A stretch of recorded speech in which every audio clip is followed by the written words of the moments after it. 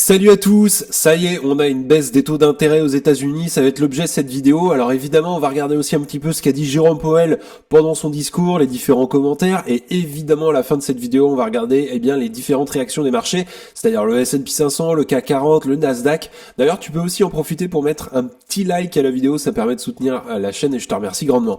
Alors si on regarde bien ce qui a été annoncé, il y a quelques jours, on était quand même sur un 50-50, est-ce qu'il y aura une baisse de 25 points ou de 50 points?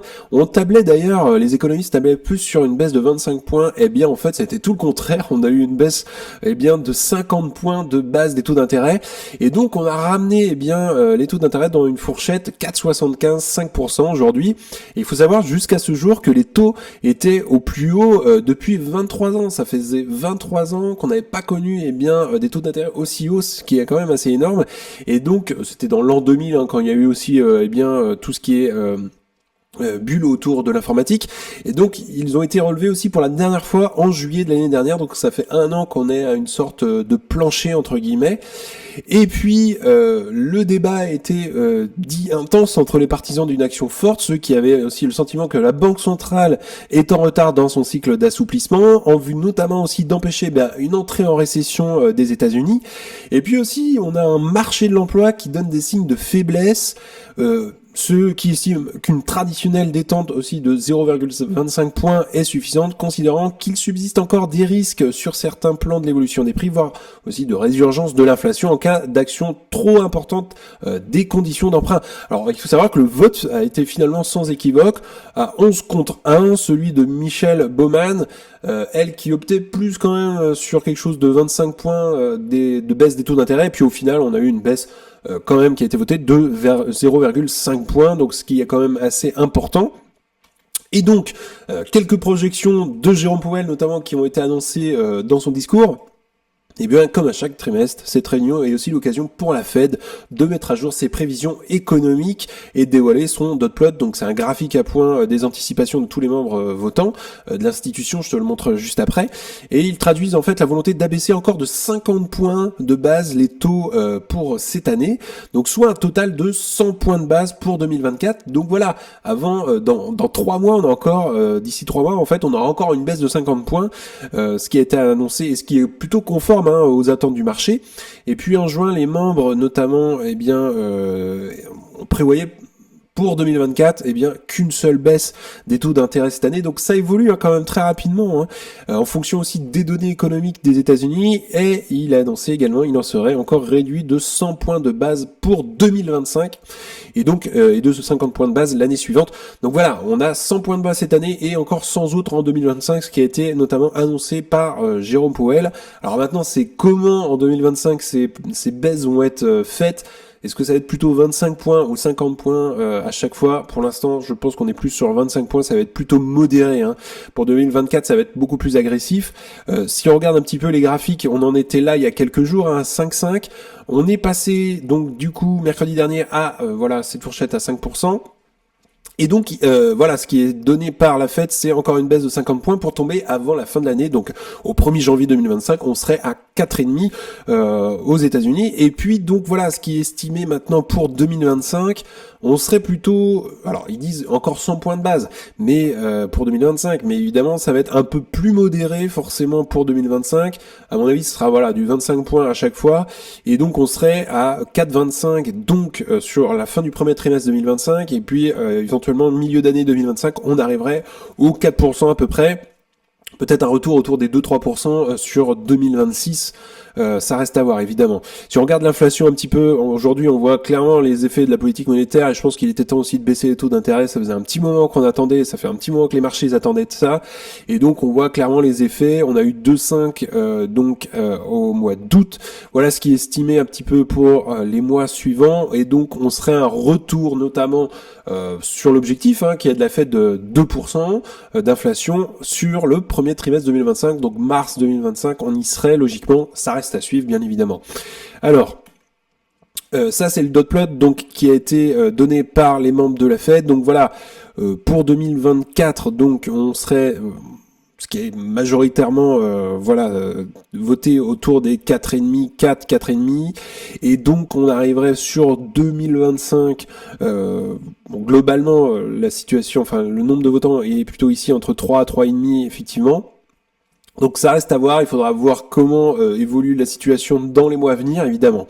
Alors si on regarde en termes de prévision de croissance du PIB pour les mois à venir, eh bien évidemment elles ont été revues de 2,1 à 2% pour cette année et maintenues à 2% pour notamment 2025, 2026 et 2027. Si on regarde celle du chômage, eh bien ça a été relevé quand même de 4% à 4,4% pour 2024. Pour 2025, on passerait de 4,2 à 4,4 et pas 44% bien évidemment. Pour 2026, on passerait de 4,1 à 4,3 et fixé à 4,2 pour 2027.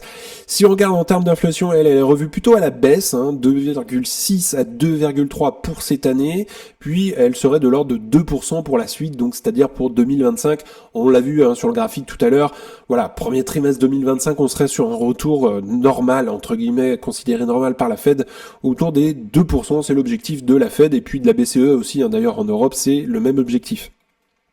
Alors, quelques commentaires notamment de certains économistes suite à cette baisse notamment annoncée mercredi dernier. Eh bien, les nouvelles projections de la Fed montrent que les responsables sont divisés quand même sur les taux des fonds fédéraux se terminant cette année, avec une légère minorité allant de 4,5 à 4,75 et une légère majorité quand même en faveur de 4,25 à 4,5. Donc ça permet donc à peu près une baisse de baisse plutôt de 25 points de base lors des dernières réunions de la Fed cette année. Et mes 9 responsables de la Fed ne s'attendent qu'à une seule réduction supplémentaire de 25 points de base tout au plus cette année. Et les nouvelles projections économiques de la Fed expliquent la réticence à soutenir un cycle de baisse des taux encore plus agressif.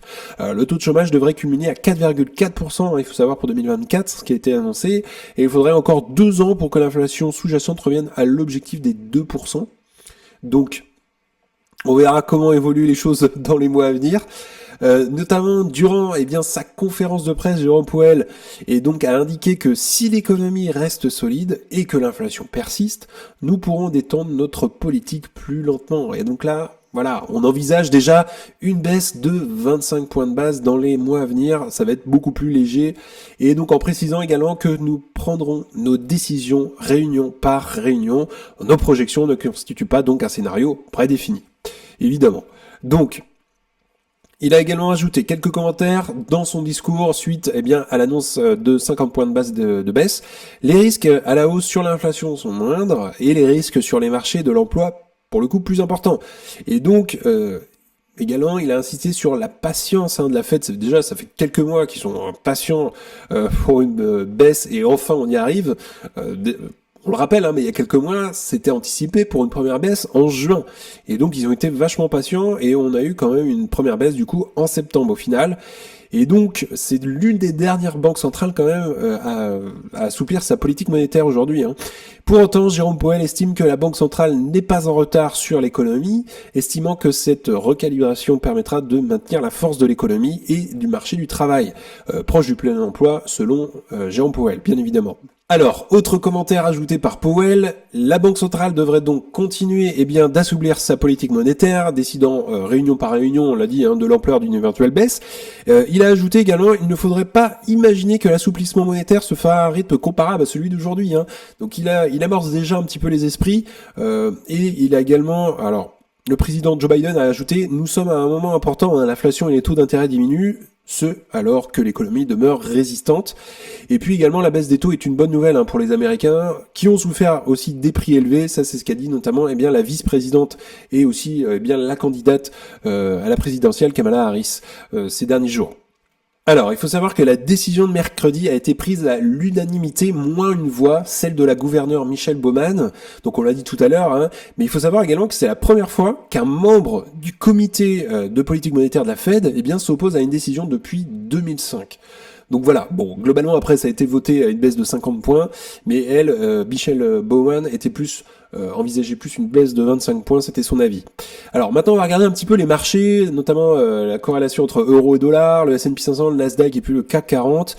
Donc si on regarde l'euro dollar, Mercredi, voilà, suite à l'annonce, on était plutôt ici autour des 1,1146 et là on est à 1,1642. Donc voilà, l'euro a repris un petit peu de force. Et même si c'est pas grand chose, hein, globalement, si on regarde par rapport à il y a 5 ans, on avait un euro qui était quand même super fort en mai 2021, et puis l'euro a fait que dégringoler, et le dollar a pris de la valeur, hein, quand même, a pris de la force, notamment en septembre 2022. On avait l'équivalent presque de 1 pour 1, et donc là, globalement, le dollar se déprécie, l'euro reprend un peu de vigueur, surtout depuis 2 ans, enfin depuis 1 an et demi à peu près, maintenant bientôt 2, et on est à 1,11 aujourd'hui. Alors si on regarde le S&P 500 maintenant, on voit que globalement, depuis le début de l'année, eh bien, on a eu... voilà, un marché qui fait que de monter, avec des petites corrections globalement, voilà, en avril, et puis au mois d'août, donc cet été, et puis là on avait eu une correction un petit peu début septembre très rapide, mais qui s'est bien reprise. Alors si on se place à mercredi, on était bien à 5600 points, et maintenant on est à 5007, donc voilà, on a gagné 100 points de plus, les marchés sont dans le vert, donc voilà, on a gagné, alors si on le prend à l'inverse, depuis mercredi, donc globalement, on a gagné... Voilà, à peu près 1,70, pas loin de 2%. Donc voilà, les marchés sont dans le vert. Forcément, évidemment, il va falloir surveiller comment se positionnent évidemment les prochaines données économiques, hein, comment évolue l'économie américaine, puisque évidemment on est sur des points les plus hauts, et si il y a une mauvaise donnée, il faut savoir que ça peut vraiment être très volatile, hein, et vite baisser, évidemment, s'il y a une mauvaise donnée. Alors si on regarde le Nasdaq, lui pour le coup, on a eu un point plus haut en juillet à 20 000. Là, on est à 19 000. Alors, il s'est pas mal repris, hein, quand même, avec la baisse des taux d'intérêt. Voilà, il y a eu un peu d'euphorie autour de ça, forcément. On était mercredi à 19 350. Aujourd'hui, là, maintenant, on est à 19 839. Donc, ce qui est quand même pas mal, hein. On a eu une montée, surtout depuis mercredi, donc de à peu près 2,6%, donc ce qui est quand même pas mal du tout. Et puis si on regarde maintenant en France, donc rien à voir un peu avec l'économie américaine, mais au final, les marchés sont assez corrélés entre eux. Et donc mercredi, le CAC 40 était à 7400 points, et aujourd'hui, on est autour des 7005.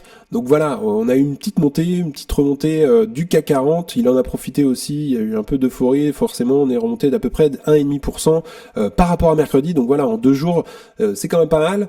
Évidemment, on n'est pas sur les points le plus hauts qu'on avait cette année pour le CAC 40. Donc on était à 8002, hein, et là on est à 7005.